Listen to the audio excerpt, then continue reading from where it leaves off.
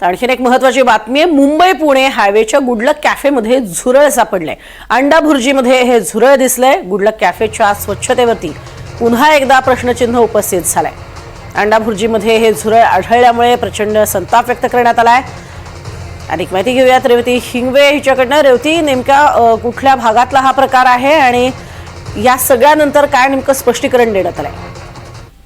नक्कीच प्रज्ञा, आपल्याला माहिती आहे की पुणे मुंबई हायवेवरती जे फूड कोर्ट आहे तिकडे त्या फूड कोर्ट मध्ये गुडलक कॅफेचं एक छोटंसं आउटलेट आहे। त्या आउटलेट मध्ये 21 तारखेला जर आपण तिथे ते बिल आहे त्याच्यावरती बघितलं तर 21 तारखेला म्हणजे अगदीच परवाची ही गोष्ट आहे। 21 तारखेला त्या व्यक्तीने अंडा भुर्जी घेतलेली होती, त्यामध्ये मेलेलं झुरळ सापडून आलंय असा आरोप खरं तर आता केला जात आहे। काहीच दिवसांपूर्वी पुणे शहरातील जे फर्ग्युसन महाविद्यालय रस्त्यावरती असणारं जुनं जे गुडलक कॅफे आहे तिकडे बनमस्क्यामध्ये काच आढळली होती। ते ताजं असताना पुन्हा एकदा गुडलक कॅफेच्या आउटलेट मध्येच अंडा भुर्जीमध्ये झुरळ सापडून आलेल्याने एक संताप व्यक्त केलेला आहे।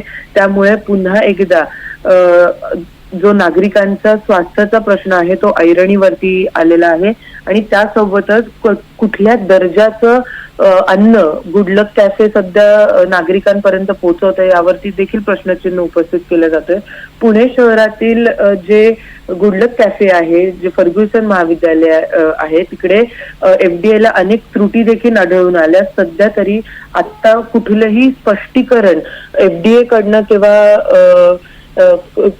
मुंबई पुणे हायवेवरच्या गुडलक कॅफेकडनं आलेलं नाही, परंतु आता हे जे आपण फोटो आणि व्हिडिओज जे बघतोय किंवा बिल जे बघतोय त्याच्यातनं आपल्याला दिसून येत आहे की त्या अंडा भुर्जीमध्ये झुरळ सापडलेलं आहे। तर आता हे पाहणं महत्वाचं असणार आहे की FDA असू दे किंवा गुडलक कॅफे असू दे त्याच्यावरती काय त्यांची बाजू मांडते। प्रज्ञा, नक्कीच तुर्तास धन्यवाद या संपूर्ण माहितीसाठी रेवती।